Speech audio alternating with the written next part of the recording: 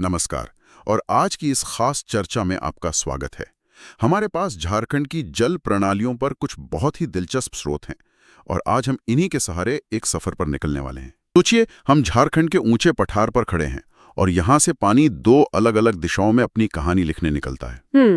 कुछ नदियां उत्तर की ओर मतलब गंगा के मैदानों की तरफ चली जाती हैं, तो कुछ पूरब और दक्षिण की ओर बंगाल की खाड़ी का रास्ता पकड़ती हैं। और आज हमारा मकसद यही है कि इन दोनों रास्तों पर चल के हम इन नदियों के चरित्र को समझें। हाँ, ये सिर्फ भूगोल नहीं होगा, हम इनके मिजाज, इनके इतिहास और इनसे जुड़ी कुछ हैरान करने वाली बातों को भी जानेंगे। और कोशिश यही रहेगी कि इस सारी जानकारी को इस तरह से सामने रखा जाए कि ये बोझिल न लगे, बल्कि एक यादगार कहानी बन जाए। तो चलिए इस पठार से नीचे उतरते हैं और पानी के इस बहाव के साथ हो लेते हैं। चलिए।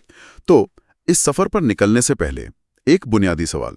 जब हम कहते हैं अपवाह प्रणाली या ड्रेनेज सिस्टम, तो इसका आसान मतलब क्या है? बहुत ही आसान है। समझिए कि एक मुख्य नदी है जो एक बड़ी सड़क की तरह है। ठीक है। और फिर कई छोटी छोटी सहायक नदियां हैं जो गलियों की तरह आकर उस मुख्य सड़क से जुड़ जाती हैं।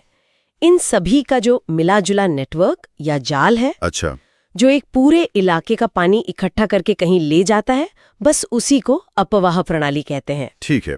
तो झारखंड की इन नदियों का, इस पूरे नेटवर्क का मूल स्वभाव कैसा है?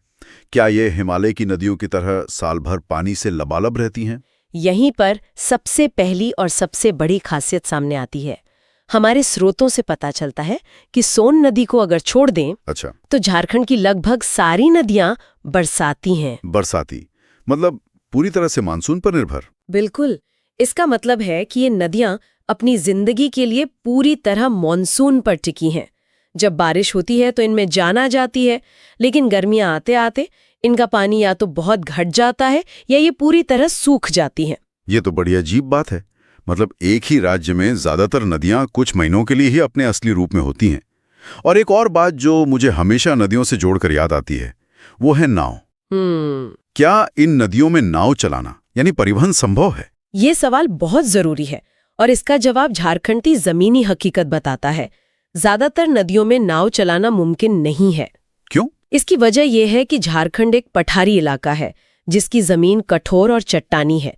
तो जब नदियां इन चट्टानों के ऊपर से बहती हैं तो उनका तल भी उबड़-खाबड़ और पथरीला होता है। अच्छा, तो नाव चलाने के लिए एक शांत और गहरी धारा चाहिए जो यहाँ नहीं मिलती।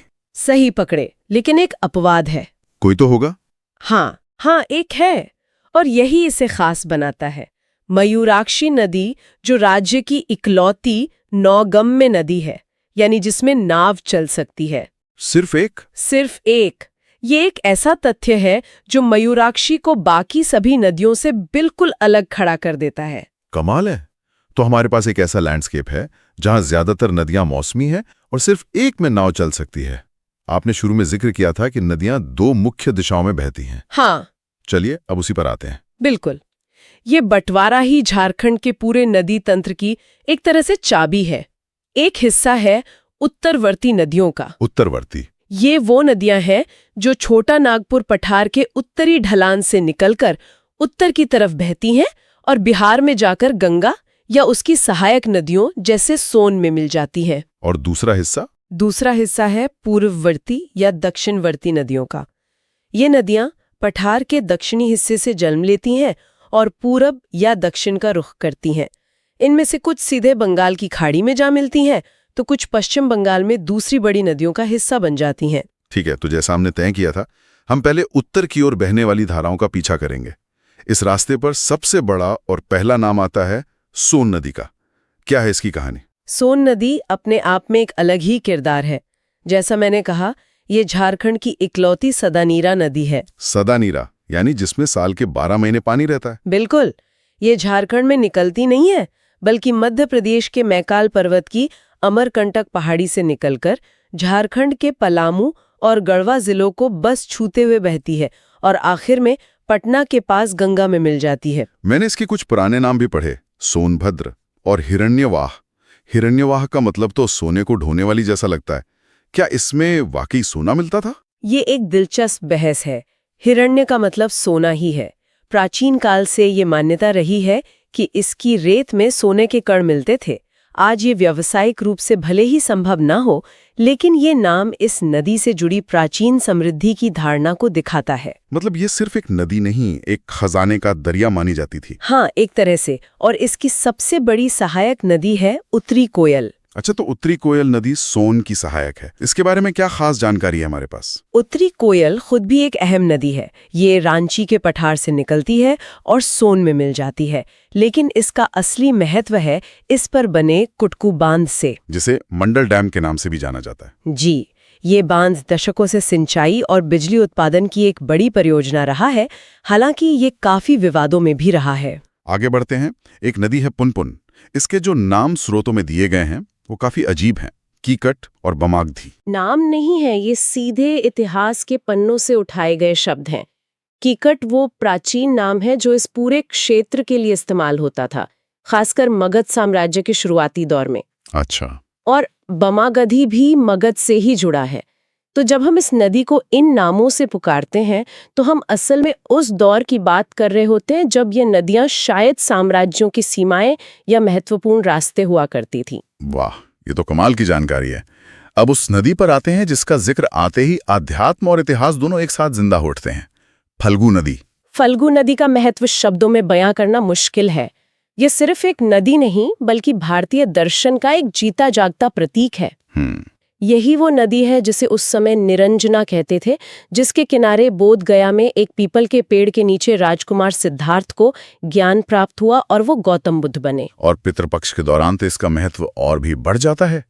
देश भर से लोग यहाँ आते हैं। बिल्कुल, पितृपक्ष में यहाँ पिंडदान और तर्पण की परंपरा सदियों पुरानी है। लोग मानते हैं कि इस नदी में स्नान करने से उनके पूर्वजों की आत्मा को शांति मिलती है। लेकिन इसकी एक और बड़ी अजीब खासियत है। वो क्या है? इसे अंतःसलिला भी कहा जाता है। अंतःसलिला यानी अंदर ही अंदर बहने वाली। इसका क्या मतलब है? इसका मतलब है कि ये नदी ज्यादातर समय सतह पर नहीं दिखती, ये रेत के नीचे नीचे बहती है। सच में? हाँ, आप गया में इसके किनारे खड़े होंगे तो आपको सूखी रेत का एक विशाल मैदान दिखेगा, लेकिन अगर आप उस रेत को थोड़ा सा खोदें तो नीचे से पानी निकल आएगा। ये तो सच में हैरान करने वाला है। चलिए, फल्गु की इस शांत और आध्यात्मिक धारा से थोड़ा आगे बढ़ें तो एक ऐसी नदी का जिक्र आता है जिसका स्वभाव बिल्कुल उल्टा है। सकरी नदी, जिसके बारे में लिखा है कि ये रास्ता बदलने के लिए कुख्यात है। हाँ, इसे झारखंड की छोटी कोसी भी कह सकते हैं।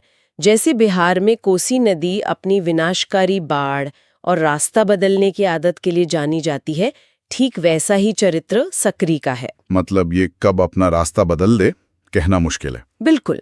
रामायण में इसे सुमागदी कहा गया है, लेकिन इसका आज का रूप काफी अप्रत्याशित है। उत्तर की ओर बहने वाली कुछ और छोटी मगर दिलचस्प नदियों का भी जिक्र है। जैसे एक है चानन या पंचानन नदी। हाँ, इसका नाम ही इसकी पहचान है। पंचानन यानी 5 मुखों वाली। ये असल में 5 अलग अलग छोटी छोटी धाराओं के मिलने से बनती है, इसीलिए इसका ये नाम पड़ा। एक और नदी है बूढ़ा नदी। इसका नाम सुनते मुझे झारखंड के सबसे ऊंचे झरने की याद आ जाती है। और आपकी याद बिल्कुल सही है। यही वो नदी है जो झारखंड के सबसे ऊंचे और शानदार जलप्रपात बूढ़ा घाघ जलप्रपात का निर्माण करती है। ये झरना लगभग 143 मीटर की ऊंचाई से गिरता है। एक शानदार नजारा होगा। बिल्कुल। और एक आखिरी नदी इस लिस्ट में है अमानत नदी, जिसका रिश्ता जंगल और जंगली जीवों से भी है। हाँ, अमानत नदी चतरा जिले में बहती है और वहाँ के प्रसिद्ध लावालोंग वन्य जीव अभयारण्य की दक्षिणी सीमा बनाती है। ये इस बात का एक बेहतरीन उदाहरण है कि कैसे नदियाँ सिर्फ इंसानों के लिए नहीं बल्कि पूरे इकोसिस्टम की जीवन रेखा होती हैं। तो ये तो हुआ हमारा सफर उन नदियों के साथ जो उत्तर की ओर गईं। अब हमें वापस पठार पर लौटना होगा और उन धाराओं का पीछा करना होगा जो पूरब और दक्षिण की ओर बहती हैं। इस तरफ की सबसे बड़ी और शायद सबसे चर्चित नदी है दामोदर। इसे बंगाल का शोक भी कहा जाता है। दामोदर ये एक ऐसी नदी है जिसके कई चेहरे हैं। ये झारखंड की सबसे लंबी और सबसे बड़ी नदी है। अच्छा। इसका उद्गम छोटा नागपुर पठार के टोरी क्षेत्र से होता है, लेकिन इसके साथ कुछ दुखद बातें भी जुड़ी हैं। ये राज्य की सबसे ज्यादा प्रदूषित नदी भी है। और इसे बंगाल का शोक क्यों कहते थे? ये नाम तो सुनने में ही बड़ा डरावना लगता है। क्योंकि आजादी से पहले ये नदी हर साल मानसून में पश्चिम बंगाल के मैदानी इलाकों में भयानक बाढ़ लाती थी, जिससे हजारों जानें जाती थीं और फसलें तबाह हो जाती थी। इसीलिए इसका नाम शोक या सौर ऑफ बंगाल पड़ गया। अच्छा। हालांकि बाद में इस पर बांध वगैरह बने। हाँ। दामोदर घाटी निगम डीवीसी के तहत इस पर कई बांध बनाए गए, जिससे बाढ़ पर तो काबू पा लिया गया। लेकिन दिलचस्प बात यह है कि इसी नदी का एक नाम देव नदी भी है। एक तरफ शोक, दूसरी तरफ देव। ये तो बिल्कुल विरोधाभासी है। यही तो दामोदर का चरित्र है। जब यह शांत बहती है तो जीवन देती है, इसलिए देव नदी। लेकिन जब उग्र हो जाती थी तो विनाश लाती थी, इसलिए शोक। एक और नाम है इसका, झारखंड की राइन नदी। राइन तो जर्मनी की नदी है, उससे इसकी तुलना क्यों? क्योंकि जैसे यूरोप की राइन नदी एक बड़े औद्योगिक और खनिज संपदा वाले क्षेत्र से होकर बहती है, वैसे ही दामोदर भी झारखंड के सबसे अमीर कोयला क्षेत्र से गुजरती है। रांची और हजारीबाग पठार के बीच जो दामोदर नदी द्रोणी है, वो कोयले के भंडारों के लिए मशहूर है। और इसी वजह से राइन की तरह ही दामोदर में भी औद्योगिक प्रदूषण बहुत ज्यादा है। दामोदर की कहानी वाकई में बहुत जटिल है। चलिए अब उस नदी की तरफ चलते हैं जिसका नाम ही अपनी कहानी कहता है, स्वर्ण रेखा, सोने की रेखा। हाँ, मेरा वही पुराना सवाल, क्या ये सिर्फ एक काव्यात्मक नाम है या इसमें सच में सोना है? इस बार ये मिथक नहीं है, ये सच है। आज भी इस नदी की रेत में सोने के बहुत ही सूक्ष्म कण पाए जाते हैं। आज भी? हाँ, आज भी स्थानीय लोग पारंपरिक तरीकों से रेत छानकर सोना निकालने का काम करते हैं। ये मात्रा बहुत कम होती है, लेकिन ये तथ्य ही इस नदी को पूरे भारत में अनोखा बना देता है। लेकिन सोने के अलावा भी इसकी एक बहुत बड़ी खासियत है ना? बिल्कुल, और वो खासियत इसे भौगोलिक रूप से भारत की कुछ चुनिंदा नदियों में शामिल करती है। स्वर्ण रेखा झारखंड से निकलने वाली एकमात्र ऐसी नदी है जो किसी दूसरी नदी में नहीं मिलती, बल्कि लगभग 500 किलोमीटर का सफर अकेले तय करके सीधे बंगाल की खाड़ी में गिरती है। ये तो सच में अद्वितीय है। और जहां तक मुझे याद है, ये नदी अपने शानदार झरनों के लिए भी बहुत मशहूर है। हाँ, ये झरनों की रानी है। रांची के पास ये झारखंड का सबसे प्रसिद्ध हुंड्रू जलप्रपात बनाती है। लेकिन कहानी यहीं खत्म नहीं होती। इसकी सहायक नदियां भी किसी से कम नहीं। इसकी एक सहायक नदी है राढ़ू, जो जोन्हा जलप्रपात बनाती है, जिसे गौतम धारा भी कहते हैं। सही। और दूसरी सहायक नदी कांची दशम जलप्रपात का निर्माण करती है। मतलब एक ही नदी प्रणाली में झरनों का एक पूरा परिवार है। स्रोतों में एक टूसू मेला का भी जिक्र मैंने पढ़ा, ये क्या है? टूसू मेला इस पूरे क्षेत्र का, खासकर आदिवासी और कुड़मी समुदाय का एक बहुत बड़ा सांस्कृतिक पर्व है, जो मकर संक्रांति के समय मनाया जाता है। स्वर्ण रेखा और उसकी सहायक नदियों के संगम पर लगने वाला ये मेला फसल कटाई और नई उम्मीदों का उत्सव है। मतलब नदी सिर्फ पानी का स्रोत नहीं, संस्कृति का केंद्र भी है। बिल्कुल। अब दामोदर की एक सहायक नदी बराकर की बात करते हैं। बराकर को सिर्फ दामोदर की सहायक नदी कहना, इसके महत्व को कम करना होगा। ये एक बहुत ही प्राचीन नदी है। इसका जिक्र बौद्ध और जैन साहित्य तक में मिलता है। अच्छा। इसके किनारे गिरिडीह में एक प्रसिद्ध जैन मंदिर है और मैथन के पास कल्याणेश्वरी मंदिर भी है, जो बहुत सिद्ध पीठ माना जाता है। और इस पर डीवीसी के तहत बने तिलैया और मैथन डैम भी हैं। तो एक तरफ प्राचीन इतिहास है और दूसरी पर आधुनिक विकास। सही कहा। अब वापस उस नदी पर आते हैं जिसका जिक्र हमने शुरू में किया था, वो अकेली नौगम्य नदी मयूराक्षी। मयूराक्षी, जिसका उद्गम देवघर की त्रिकुट पहाड़ी से होता है। इसके और भी नाम हैं, जैसे मोर नदी या मोतीहारी। जैसा हमने कहा, ये नाव चलाने लायक राज्य की एकमात्र नदी है। लेकिन इसकी एक और बड़ी दिलचस्प पहचान है। वो क्या है? इस पर दुमका में एक बांध बना है, मसानजोर बांध। इस बांध को बनाने में कनाडा सरकार ने आर्थिक मदद की थी। ओहो। इसीलिए इस बांध को कनाडा बांध के नाम से भी जाना जाता है। ये तो बड़ी दिलचस्प बात है। और इसी नदी के किनारे दुमका में हर साल प्रसिद्ध हिजला मेला लगता है, जिसकी शुरुआत एक अंग्रेज अफसर ने की थी। पूरब दक्षिण की कुछ और नदियों की भी खास बातें हैं। एक है शंख नदी। शंख नदी अपने उद्गम के पास बहुत ही संकरी और गहरी खाई बनाती है, जिसे गॉर्ज कहते हैं। और आगे जाकर ये गुमला जिले में सदनी घाट जलप्रपात बनाती है। एक नदी है अजय, जिसे हाल ही में एक नई पहचान मिली है। सही कहा। अजय नदी को राष्ट्रीय जलमार्ग अधिनियम 2016 के तहत राष्ट्रीय जलमार्ग 7 घोषित किया गया है। इसका मतलब भविष्य में इसे परिवहन के लिए विकसित किया जा सकता है। हाँ, इसकी क्षमता है। और आखिरी में एक ऐसी नदी जो हमें सीधे झारखंड के प्राचीनतम इतिहास के दरवाजे पर ले जाकर खड़ा कर देती है, तजना नदी। ये ऐतिहासिक रूप से शायद सबसे महत्वपूर्ण नदियों में से एक है।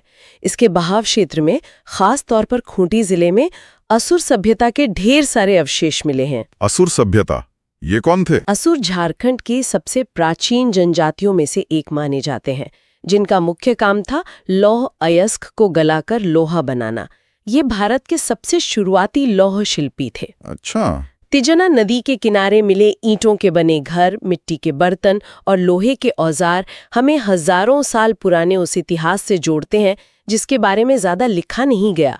ये नदी अपने अंदर एक पूरी सभ्यता के राज छिपाए बैठी है। तो आज हमने झारखंड के पठार से शुरू हुआ ये सफर पूरा किया।